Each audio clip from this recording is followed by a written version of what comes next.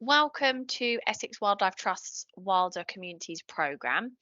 This is the Wilder Verges webinar for our More Meadows topic, and it's our third webinar of 2023 for our Team Wilder projects, which includes urban wildlife champions, wilder towns, wilder villages, and next door nature, which of course some of you are very familiar with at this point.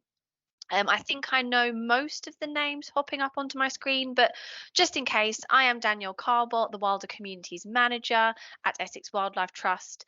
It's great to see you here this evening. And actually, it's the first one I've done in the light this year, so I feel much better about it. 6 p.m. still very, very light. So before we kick off, as I said, this is a webinar, so you will not be able to turn your camera or microphone on. But if you have any questions or comments, please pop them in the chat and I will try to answer them. Lots of you are very familiar with this now, but there is a chat button just at the top. You can type in there and we will either respond to you live or I'll do a little comment back to you. So, session 3 this evening, we will be focusing on road verges. I will start by diving a little deeper into the importance of road verges, as well as the potential they hold. And then I'll be handing you over to Mark Halliday, a Wivenhoe Town Council volunteer, to share with you their awesome road verge project. So, Britain's road verges, surprisingly, actually cover an area the size of Dorset, so 313,000 miles, which is an incredible size. And in many ways, quite a strange statistic because road verges are essentially a byproduct of our road systems, but in fact could be, and in some cases already are, wildlife havens that link up and connect our fragmented habitats. So here in Essex, we can play a role in managing road verges for the benefit of wildlife. A road verge can be home to species rich grassland, meadows, if you like, if you're more familiar with that term, in which maybe and almost kind of exactly 700 species of wildflower could grow. And obviously, that's an estimated figure, but shows you the potential that's out there. However, management is key. And I just thought I'd start by showing you here on the screen some verges across Essex that I've been to myself, and these pictures have been taken by me that are already managed in a way that allow wildflowers to flourish. So we've got top left there, which is a vetch. So although you can see that there's a small strip that's been mown across that verge for safety reasons, much of it has been left untouched over the summer months. So yeah, you've got the Blithinian vetch, which is that kind of lilac-y and white purple one that you can see right at the forefront of the image. I also found common vetch, rest harrow, red clover, and grass vetchling. So a really valuable site and something you possibly might overlook simply because it's a road verge. You've then got bottom left. This is actually part of the A13.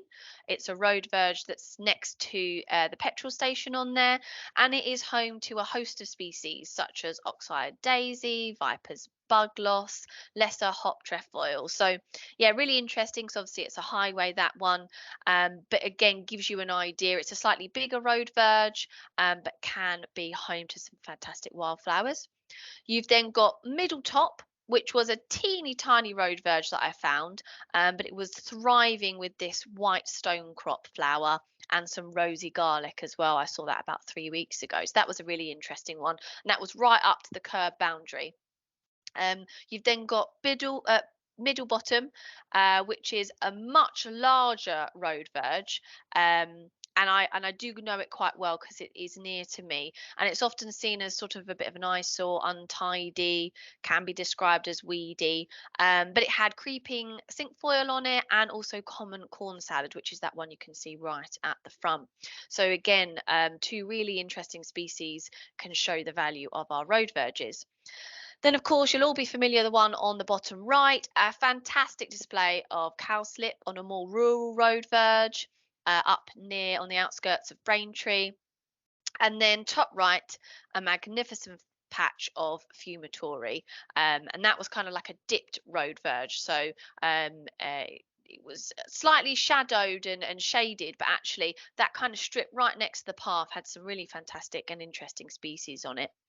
And this is, just a handful of photos that I've taken this year, and demonstrates the variety of species that a road verge can hold. So it kind of goes back to that it could be, supporting 700 species of wildflower if managed correctly. Not one of those road verges was the same, but all had different benefits and were all beautiful in their own right. Um, and of course, when I say that, they're all different and they're varied, that can be really good for different species, particularly invertebrates, because we're not just thinking about the pollination stage, but the entirety of their life cycle, including the larvae and the reliance on food paths. Food plants, I should say. Paths, thinking too much of road verges. But yeah, the potential really to use these road verges as a way to kind of link up our fragmented habitats, to create those corridors for wildlife to move, and yeah, use as a resource. However, we are all very familiar with the sight of neatly or intensely mown road verges, just like the images I have here on my screen. I mean, I don't know about you, I am slightly biased, but I know which I prefer looking at when you compare and contrast.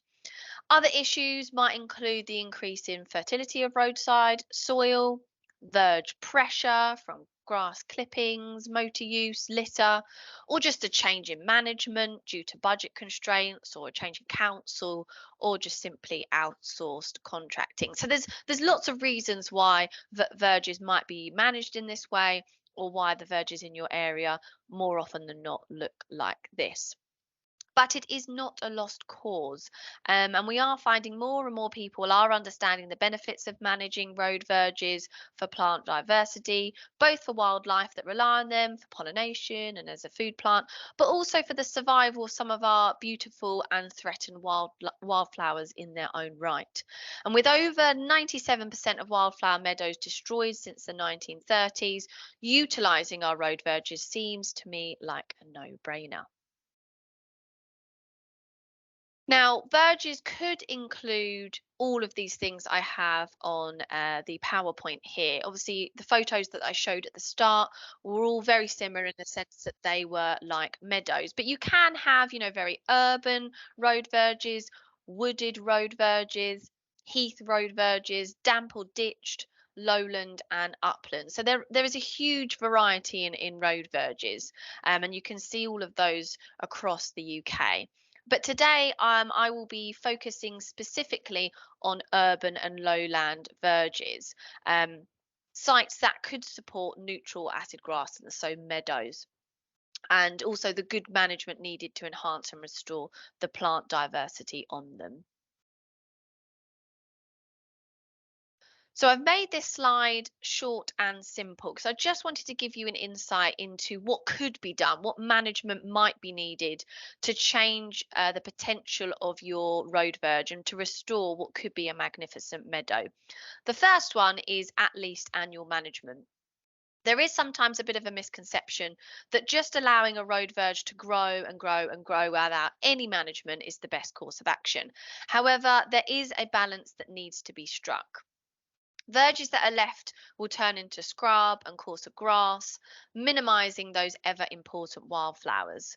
The optimum would be if you had a wider road verge, there would be an option then for managing some of it at least annually, and then maybe leaving some areas unmanaged so the longer grass can support overwintering species. But this is a more advanced step, if you like. The second one I've got on there, which is a line that I've pinched from Plant Life, which is a charity focused on our plant life across the UK. Grow, flower, seed, mow. And I think it just describes the needed management perfectly. Allowing road verges to first grow, then flower. So thinking about in the early spring, allowing your road verges to start grow, stopping that mowing, and then seeing what flowers over those summer months. And then as you come round to the end, seeing those flowers, then seed. And that's a really important part. If you were to cut before the flowers go into seed, you're losing that seed dispersal time and that germination for more wildflowers to pop up the next year. And then mow. So, cutting, a really important step, maybe in late summer, August, September, or maybe even as far as October. I would also recommend an early spring cut as well for verges that are new to this sort of management, to lessen the more dominant grasses that have maybe been growing in later winter months, and for verges that have that kind of high nutrient level. And going back to that first point as well, letting it grow, that's a really key point. To begin with, we would certainly not recommend seeding a new road verge with new management on it, and just kind of waiting and seeing what pops up, because you really never know what's in the soil, what seed bank might be there. Seeding could then happen in the second or third year if you feel the floral diversity could be increased. But certainly it's an idea to see what happens first, because you just never know what could be there, what interesting finds might appear. And then that bottom bit of advice is remove the cuttings. And so often when our road verges are mown, we have that familiar sight of kind of a mat of grass cuttings left on the surface. Not only unsightly, I know a lot of places get complaints around that, but what this does is it actually allows the nutrients back into the soil and creates something called a thatch. So where all the dead vegetation kind of creates a layer on the ground, which makes it hard for seeds to germinate. Wildflowers, interestingly, thrive in kind of porous soils, so the opposite to gardening. And if the nutrients are too high, they can be outcompeted by more vigorous grasses. Grasses are, of course, really important. I'm not saying that a road verge should just simply be a swathe of flowers. But if you allow some of those more vigorous grasses to take over because the nutrients are too high, you will lose the wildflowers there. So yeah, the removing of the cuttings is a really important step, but more often than not, the hardest step, as councils might need to invest in a cut and collect piece of machinery if they want to manage every road verge in this way. But there are other options through community support and trial sites. So although it's the hardest piece of advice, it can be manageable. This is not an exhaustive list of advice, and there are other ways that you can manage road verges, different cutting times, looking at how you might seed an area, looking at, managing it more than on an annual basis. But this is certainly a good place to start. I would also recommend, after this webinar today, to check out Plant Life's Good Verge Guide. This is almost like a one-stop shop for all things road verge related, with an excellent FAQ section. There's advice on seeding and the all-important keeping the wild in wildflower, and thinking about those native species rather than more sort of horticultural style annual seeding mixes. I would also recommend checking out the road verges near you and in your local area. I'm assuming you're here today because you're interested. The pictures that I showed earlier are really just a snippet of the places across Essex, and I, of course, have not managed to visit every road verge in Essex. So where it's safe and accessible, walk along your road verges and take note of the current management your local council are implementing. Or if you are a local council on this call today, or representative of your local council, go and investigate how your current management is impacting these spaces. Also take note and photos of any flowers you do find. Don't worry, you don't need to be an expert. I've just popped up their iNaturalist. It's a handy app that you can download. It can be useful as a starting point. It's not 100% accurate, but can, point you in the right direction in terms of ID. Also, you can, be part of our Essex BioBlitz campaign, which is currently happening now, started in March, goes all the way through to September. Anything that you pop on iNaturalist that's in Essex will be counted towards that campaign. It's something we're doing alongside the University of Essex. We're monitoring the impact of climate change on flowering plants. So, even just stepping out to look at the road verges, you'll be becoming a citizen science. So there's two reasons to go and do that now. If you do find your road verge and your road verges are managed well, please do celebrate this. We have a long way to go, but lots of councils are making a concerted effort to enhance and restore our road verges. I'm sure they would appreciate your positive comments if you are happy with what's happening in your local area. But if you do also feel that your local road verges have more potential, maybe you're a local resident or a councillor yourself, you think it could be managed differently, then absolutely get in touch with me and we can talk next steps. So, and that brings me nicely to the end of my introduction and on to the amazing example where road verge potential has been realised. We have Mark Halliday with us on the webinar today, and I'll now be passing you over to him so he can share details of a project in Wivenhoe, a great collaboration with Wivenhoe Town Council. So we'll just give it a moment as Mark enters the conversation and pops his presentation up. Welcome, Mark. Thank you, Danielle, and thank you very much for inviting me along to talk this evening. And that introduction is just brilliant. Thanks, marvelous.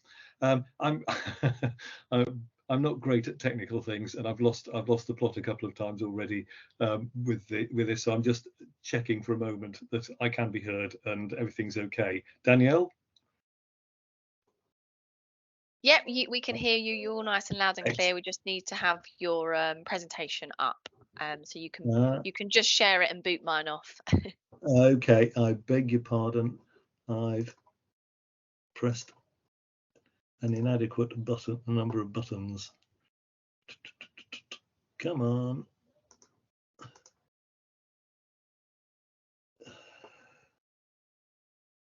I'm not quite sure what's happening here.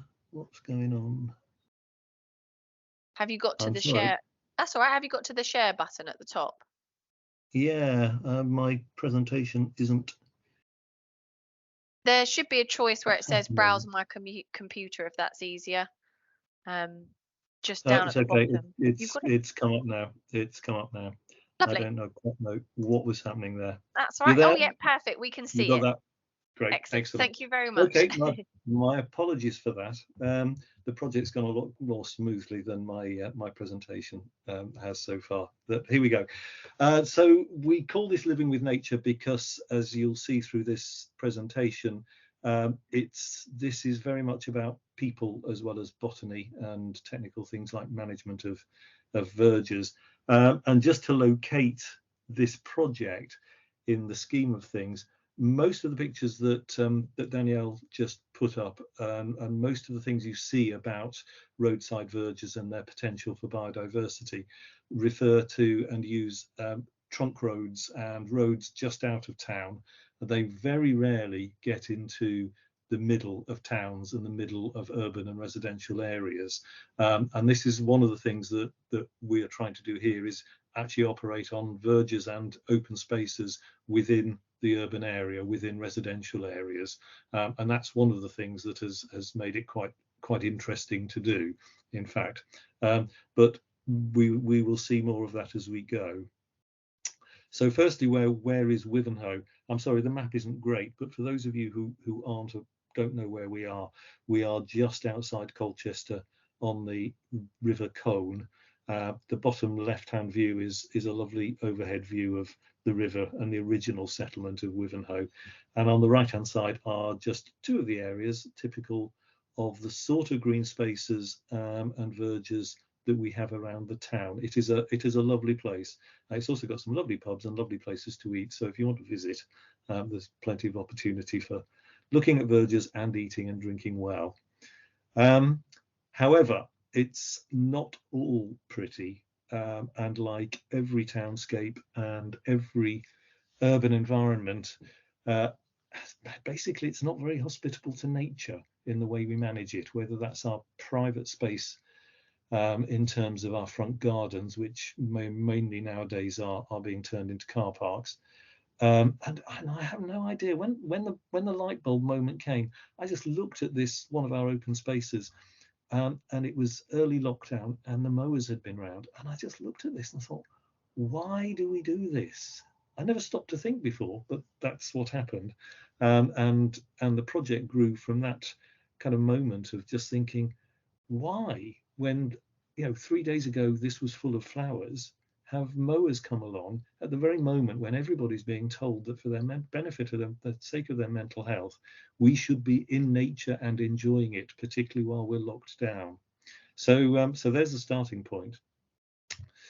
So what did we do? Well, that starting point was May 2020, and we spent most of 2020 convincing three councils, the town council and the borough council, that we would like to take some sites. When I say we, I should introduce us. We are Wivenhoe Biodiversity Group, which is simply a group of residents who like doing stuff to improve the natural environment around the town.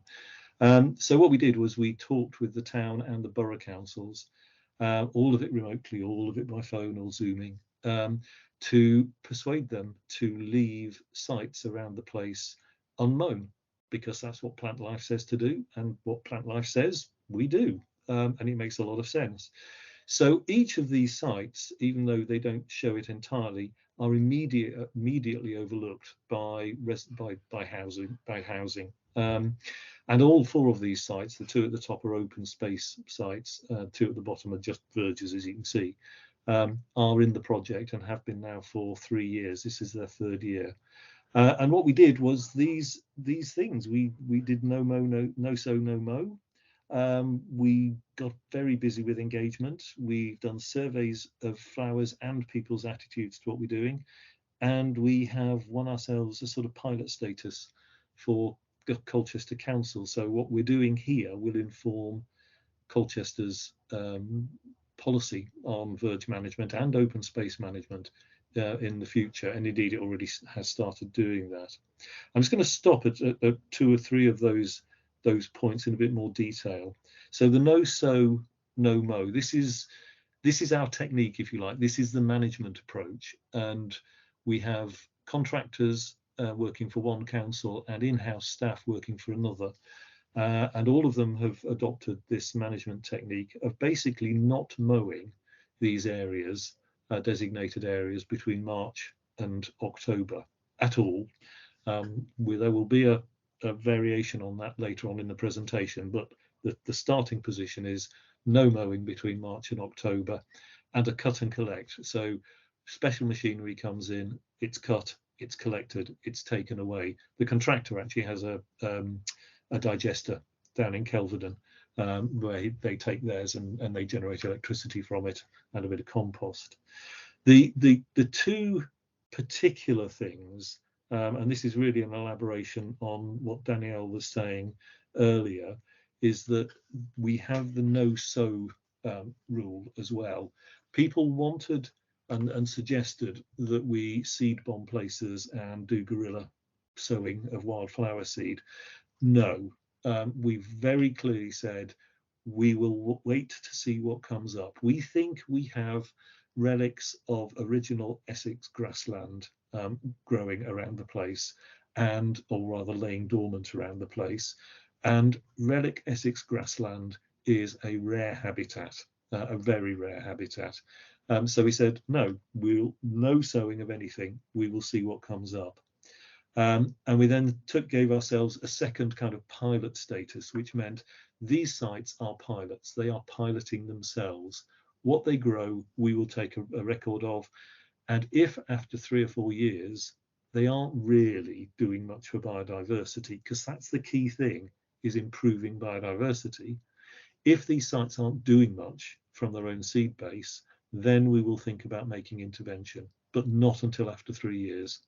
So that's the fundamentals of no sow, no mow, and that's what we've stuck to on these first year sites, these 15 first year sites. Actually, they've fallen to 14 because one of them changed ownership and dropped out. And for those of you trying to look at that picture properly, this is it. It's just my favourite picture. This was the height of the drought last summer.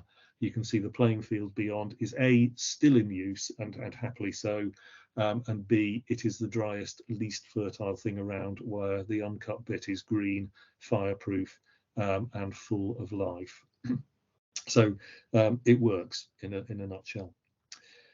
The other big thing we did was we made a big deal of communication. This is an urban environment. Look how close the houses are to these sites, and you have to tell people what's going on. So we gave ourselves these rules about communication, and we stuck to them, and we worked hard at it. In this year, I posted 189 letters through immediate neighbours' doors to explain what the results of the previous year were, and to explain again what the project is all about. And you have to make that kind of effort. We committed heavily to Facebook. We've got a very good community Facebook page, and again, in the first year, I think I did over 20 Facebook posts, not just pictures, although pictures are incredibly important, but careful, simple explanation of what's happening as you go, and the opportunity for people to comment. Crucial, as we shall see. And again, for those people straining to see that photograph, it's just great what happens. This stuff just grows. You don't need to do anything. And well, that just speaks for itself. But that sign doesn't so easily. So this next slide is simply that sign and the words on it in a bit more detail. And I will just be silent for a moment. You don't need to read both. Read the one on the right. That's what the sign looks like on the left. That's what it actually says on the right. It's just easier to read that way. Touch on one thing here. Biodiversity group is a group of residents. We have no authority. You have to team up with authority. So getting the town council's crest and a councillor's named signature on things, crucially important, really important. How to use authority positively has been one of the biggest lessons. So that was engagement, but this was a formal project. We decided we would give ourselves specific objectives, and those are the three objectives. It has to improve biodiversity. We have to be clear on what the public reaction is, and we have to know that the contractors and the operators can actually do this stuff, and it's not going to break the bank or prove technically impossible. So those are the three things we set off to do. And as I say, we had approvals by January 2021, and we launched with a Zoom talk because we were still in lockdown, and no more than 2 articles on local in a local newsletter and on the local Facebook page. And the first thing that happened was that people turned up because we asked for volunteers to do surveys. And on the left are 3 of the original 11 volunteers who do the surveys, and they're practicing their square counts, the quadrat counts there, in what looks like January, but actually is April in the first year. It was really cold. And the chap at the back, you can see we're already into the cutting season. This is an open space site, and the agreement was we would take half of it unmown and the other half would be mown as normal. So we're doing comparative quadrat counts, and all they're counting is the flower heads they can find. It's as simple as that. It doesn't matter what species, it doesn't matter what kind and how open they are. If they are visible, they are counted. The other things that happened, people just kept popping up. So the people on the top right hand corner, this is actually somebody's garden. It isn't a verge at all. It's just continuous with the footpath. And they decided to join in, and they just left this bit of their garden unmown. And it's great. It's fantastic. It says Claremont Meadow on the sign. It's because that's Claremont Road.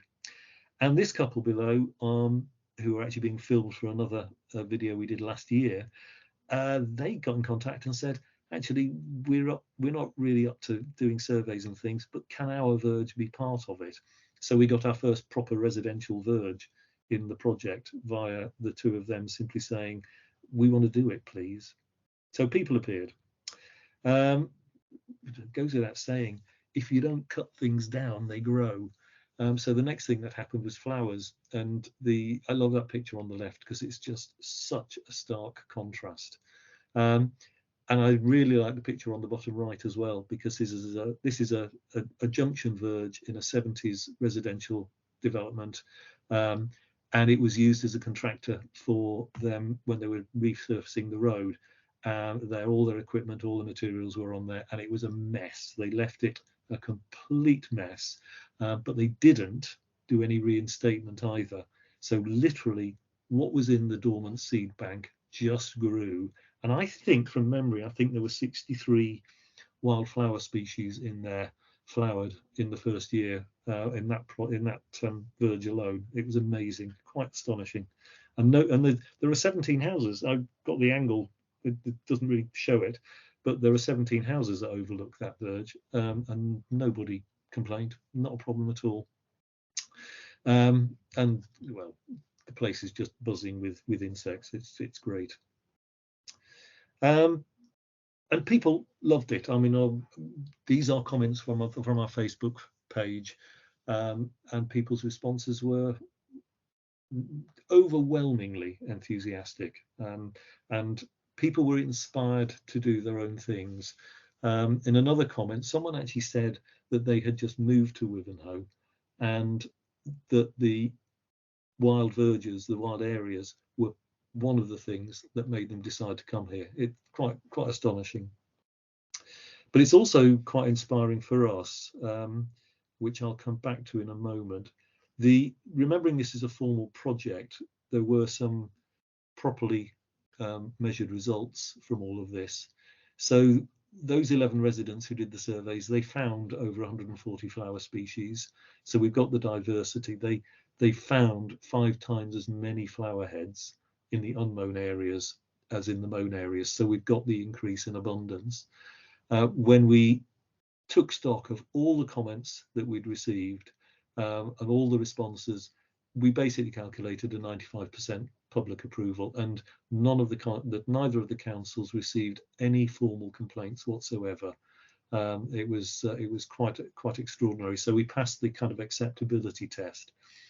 And on the technical side, we had 3 councils involved in the end, 3 contractors, all of them managed perfectly well, and the others are calculated figures. There were no costs. We spent some money on stationery, but that was all within budget, and a calculation that where we weren't cutting, 80% emissions, carbon emissions were reduced by about 80%. So that was year 1, and it was quite inspiring. So we did it again in 2002, last year. This time the 15 sites had fallen to 14, but we did exactly the same there. But really encouraged by the very, very positive response, we thought we would test public reaction a bit harder. And instead of going for open spaces and verges, which perhaps weren't quite so much in people's faces, we went for it directly in the most built up areas of town, where, if you like, there is quite a high sense of pride in the housing and in the surroundings. And these are 3 of the areas, 3 of the residential streets. We've got 15 in the second phase, in this second phase now. 15 areas of residential accommodation. And in there are nearly 80 verges, and they are overlooked by 189 houses. So we're putting it to the test quite hard. The variation we made here, because this was last year, this was the first year, the plan was these wouldn't be cut between March and October as well. But last year was so hot, so dry, and to be perfectly honest, we became frankly terrified of the fire risk of the dry grass outside people's houses, that we asked the contractor to do a cut in July. The contractor himself said there is a risk here that we become the thing that ignites the grasses. But we talked to the council, they accepted the position and authorised the cut. So we made a cut in July, last year from the point of view of that fire risk. And we've actually instituted that now as an established process. So this year we are doing a July cut as well on the residential streets, not on the open space, not on the original, just the residential ones. And that is a recognised alternative management approach that Plant Life include in their guidance. So what we found over the 2 years, because we did all the surveys exactly the same on the residential and on the original site, so we got 3 columns here. The first, we've already seen the numbers here because they are the summary of the results from the first year on the original sites. Then in the middle we've got the original sites again, but with last year's, the second year's equivalent results, and you can see diversity is down and abundance is down, and we have a professional ecologist who lives locally and provides us with support for free, and he said, look, you know, this is the results of the weather. Dry heat will hold back flowering no end, and that's what we see here. But in terms of public approval, unchanged. People really do get behind it. It is very encouraging to see. Residential verges is slightly different. Lower diversity. There's much more coarse grass in the residential verges. And if you think about it, what do developers do when they finish building places? They chuck grass seed around where their machines have been or whatever. Same abundance though as the open spaces sites, but the public approval dropped significantly down to 70%. And we did have formal complaints made in writing to the councils, which is what the definition of a formal complaint was. Next slide is a bit busy, and I'm going to look behind that 71% approval figure because it tells a different story when you get behind the headline figure. So public reaction on the residential verges, you can split that down into 2 things. The people, mainly neighbours and households, reacting to the emails or the letters that went through their doors and the signs that were up there giving Councillor Evans as the contact point. So these are mainly emails from householders, and you can see there that the figures kind of reverse really. There's only 16 comments made out of 189 households, but 70% of them are saying, look, we don't like this, frankly. Facebook posts, on the other hand, which is still going out to the general community, exactly the proportions in favour as with the original sites. People in general love it, and what we think we've got here, and you know, it's not, you know, it's not a blameworthy thing, is people feel more sensitive about this stuff when it's in their backyard, and are more prepared to and do say and do things to make their voices heard. But that's still only 11 of 16 people who commented, and that's still only 16 people who commented out of 189 households who were directly affected. So this year we are going to do try to do a survey of all 189 households to see what kind of response we get from a question to a questionnaire. So public reaction is really important, but it's also very important to get in front of it and tell people what you're doing. In equivalent terms to the first year spaces, this is the comments we tended. These are 3 comments which are quite indicative and quite typical of people who commented on the residential verges. So these are all householders, immediate neighbours, and I'll just give you a moment to read those. And if anyone's done this, you will know these are quite common comments.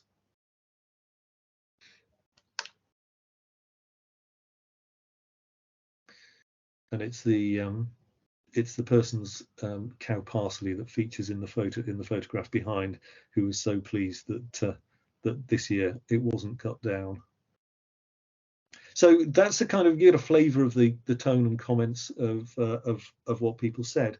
This is actually what the residential verges look like, and they were, frankly, even in the heat, on the right hand side, this is that just before they were mown down in July, even in that heat, the yarrow is coming through really strongly in a verge that has been mown for, well, that's a development built in the 60s and 70s. So that verge has been mown annually for the best part of 60 odd years. And this just comes up, bang, it's there waiting to happen. Actually, the one on the left is Old Heathland, and that was built on in the 30s. And you've got bird's-foot trefoil and I think it's lesser trefoil in the background. It's just been waiting to come back. Wonderful, it does. Got cornflowers in the middle. Somebody's clearly been throwing seeds around, or we've got some escapees. But the lady's bedstraw is lovely. It comes up everywhere now. So that's what it looks like. What we've learned so far, well, firstly, carry on regardless. I mean, we're still doing this. It sounds as though we've come to an end. We aren't. We haven't. We will roll this on. But these are our key lessons learned so far. And if there are two things I would stress in all of this, it's about the engagement and keeping a record of public reaction. And the other thing is use of authority. It's not that anybody wants to be authoritarian, but if you get your councils on board and get to use their crests, get a councillor who will put their name to it, are able to use telephone numbers or contact details of the council, what it does is it says to people, A, this is official and formal, and B, it kind of reassures people that this isn't just going off on a tangent. This isn't just dereliction of duty. It tells people that this is a really structured, carefully thought through process. And then finally, what it also does is it says to people, you know what, you know where to come and talk to who to talk to about it if you're not happy. And people do, and we've made changes to accommodate people, as well as the July cut on the residential verges. We have cut angles on verges so people's sight lines out of their driveways are improved, and they've been happy. So that's the summary of our lessons learned. This year, everything's rolling on. We've been more relaxed on the comms side of it, because what you find is that you can solicit the response you want on Facebook quite easily just by putting up pretty pictures, to be honest. So we feel as though we've got the evidence of the Facebook demographic, if you like, and that's fine. One of the residential verges areas that actually one of them that was photographed there, that featured in one of the photos, people have started to get fed up with it and have started mowing their own verges, and that's fine. You know, some people do, some people don't, and councillors are quite happy about that. We are finding that some of the sites are not as rich in biodiversity as we could hope for. So in accordance with our rule of no sow, no mow, until we have found out what is already going to grow there, we are now in year 3 starting to identify sites where we could do some intervention. And this autumn, we plan to sow perhaps 5 areas with yellow rattle, and the contractor has said they can do the scarification and take away the arisings, and sowing yellow rattle is very easy. And so we are just in the process of debating and discussing and agreeing whether we're going to do that as our first intervention. And yellow rattle, I'm sure most people know, is a native annual, and it basically parasitizes the grass, reduces its vigor, and opens up soil and space and light for native wildflower seed to make its way into the sward and can then grow as natural as normal. And if you're lucky, you will get the knotted trefoil coming up. No, not knotted clover, I beg your pardon, Trifolium striatum, which is what this is. It's not the most exciting plant to look at, but our ecologist says if you find knotted clover, you've found a bit of relic Essex grassland, and I found this one about a month ago in a ordinary little residential verge, not in one of the open spaces, nowhere, no such place at all. This was just in one of those little narrow residential verges outside someone's house, and I was chuffed to bits. I was, you know. Anyway, we'll gloss over me being chuffed to bits.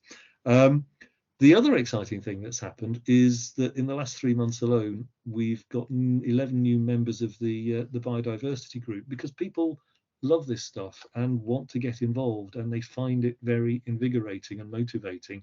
So they turn up in numbers to talk about it and plan what we can do. And it's starting to grow so that we have got projects starting to come out of our ears. I won't go through all of these. Some of them are self-explanatory, some of them aren't. But the growth of people's engagement with this and what they can do is tremendous, and it's been as exciting as the botany itself. I think that's the end. There might be one more. Yeah, no, yes, yes. The bottom line for me is that it's about two things. It's about nature recovery and it's about community development, because the sense of a community starting to move on something is tangible around this. And we've only been doing it 3 years, and none of us, I stress this really importantly, none of us are experts. We are enthusiasts.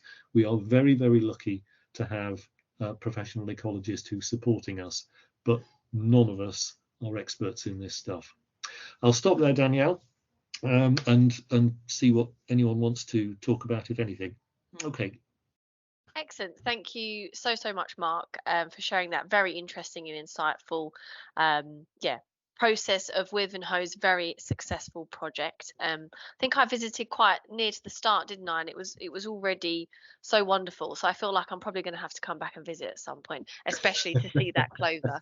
I appreciate the chuffedness, because that is very special. I've never seen one myself, so. There's loads. That's the great thing about it. There's loads of it now. It's really exciting. Oh, so it's not like finding a needle in a haystack then. Oh, I'll definitely have to come. Well, it was for the first 2 years. Chris, the ecologist, said to me, if you find this stuff, you've done it. And for 2 years, I said, oh, where is it? Where is it? Where is it? And then in the least likely place to find it, in a residential verge that is just, got a few buttercups, there was this clump. And I am still excited about it. Yeah, definitely. Well, you never know, some other things might turn up, but it's hugely exciting. Yeah. So, but yeah, thank you very much. So yeah, if anyone does have any questions, please do pop it in the chat, and we can have a look at answering them. So I think we've got one in there already. Donna, so did councils have to buy new equipment to collect the cuttings? Yeah, I remember seeing on the chart that was an initial issue, wasn't it, Mark? What was done about that? Yeah, we got three contractors. One of them, gratefully, is ID Verdi, and they do the vast majority of the sites. So we've got 29 sites basically in the project as a whole now, and ID Verdi do 24 of them. And being such a big company, they have the equipment to do cut and collect. So 24 out of 29 sites are dealt with, and no cost, no problem.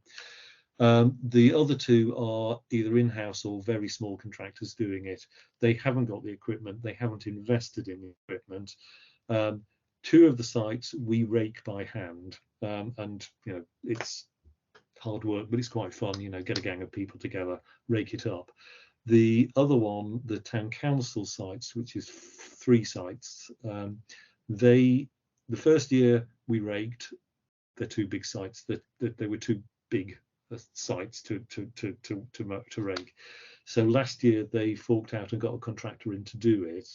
This year I've just today had a conversation with them, and we're umming and ahhing. They're going to get a quote again, but my guess is we're probably going to rake this year, but we've got loads more people to help with the raking, so I think that will happen. The good thing about raking is you can collect the cuttings and the seed base that is in there and use them in other areas to start other areas off, if you know what's already growing there. Bit of green hay, absolutely. And I think, Yeah. yeah, it's definitely the hardest part of this sort of project. But if you do a trial site first and you focus on maybe community action doing the raking, and it works and you get that public acceptance, then possibly looking at cut and collect through contractors could then be the next step. But yeah, I appreciate that Mm, can be the harder thing to decide. And we've got a yeah. couple more on here. And we've got Fiona who's just said, yeah, amazing work. Really exciting project that I had no idea was happening. Thank you for sharing. Would love to see this grow across the wider area. Me too.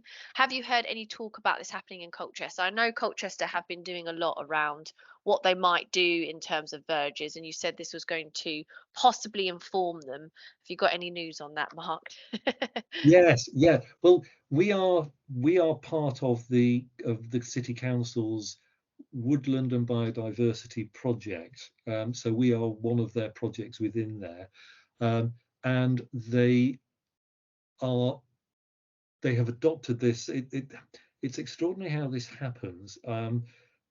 I now have a very good relationship with one of the officers in the city council, and he and I, literally between us, have conversations about whether they should leave certain areas alone or not, which is an extraordinary position to find yourself in.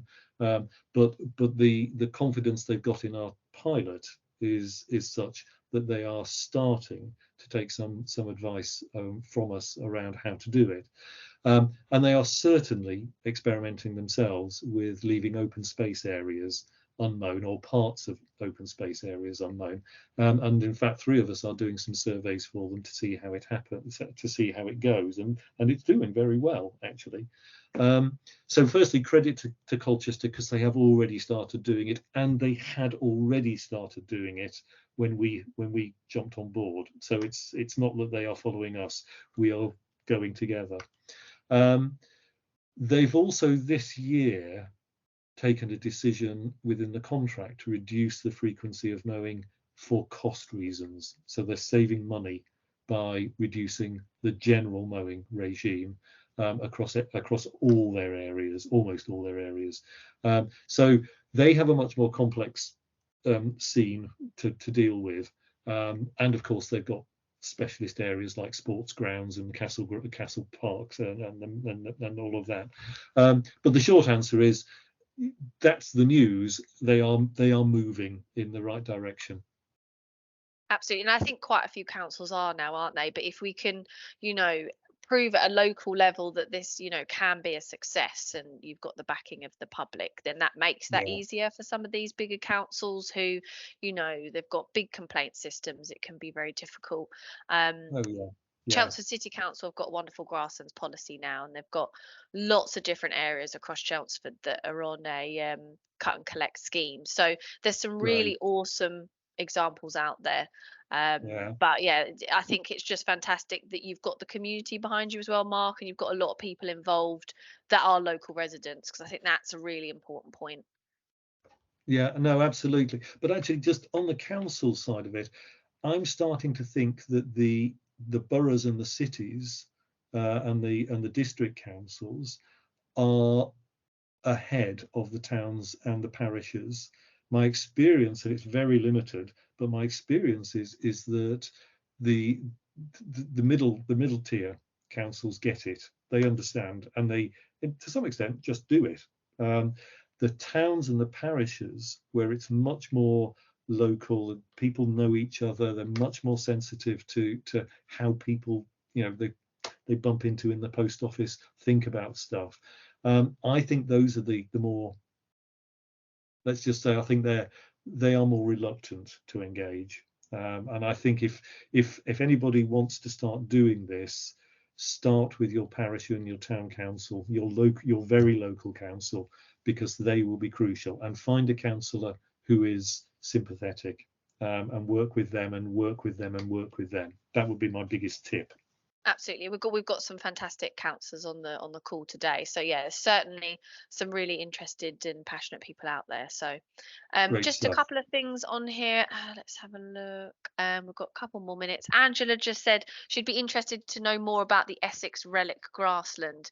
For example, how far back Mm. was it? I can't answer that question. it's what I understand to be the case is that when we talk about relic habitat, what we're talking about is the habitat which predominated after the last ice age, after the transition from ice age to temperate landscape settled down. What that settled landscape was is what we're talking about when we talk about relic habitat. That's my understanding of it. So Essex grassland is, how old's the last ice age? 10,000 years? I don't know. Something I can't remember. But that's what we're talking about. Lovely. Yeah. So very important, basically. Yeah, But absolutely. Yeah. excellent. Okay, well, I think that's the end of the questions. But of course, if you do have any more that pop up, guys, just send me an email. If you've got any questions down the line when you end up talking to the rest of your council, if you're a councillor or if you're a local resident and you get in touch with your council. I know many of you know me anyway and talk to me. But yeah, email is there if you would like to drop any further questions. But yeah, I think that brings us to the end of our webinar. If you want to share this recording or you want to look back at it, it will be available in our next Team Wilder newsletter. If you're not signed up to that, let me know and I can add your email to the list. Yes, sorry, Mark. Yeah, sorry, Danny, just one very last thing. Yeah. If anybody, councillor or otherwise, wants to know more about what we're doing, just get in touch. We're happy to. We'll see what we can do. But yeah, always happy to talk and help people. Yeah, excellent. That's really handy because yeah, it's a real world example. You can talk about things as much as you like, but until there's an example out there that you can use, it's very difficult to imagine it. So that's really, really helpful. Exactly. Thank you. Okay, well, thank you very much, everybody, and enjoy the rest of your evening. Thanks, Danielle. Thank you.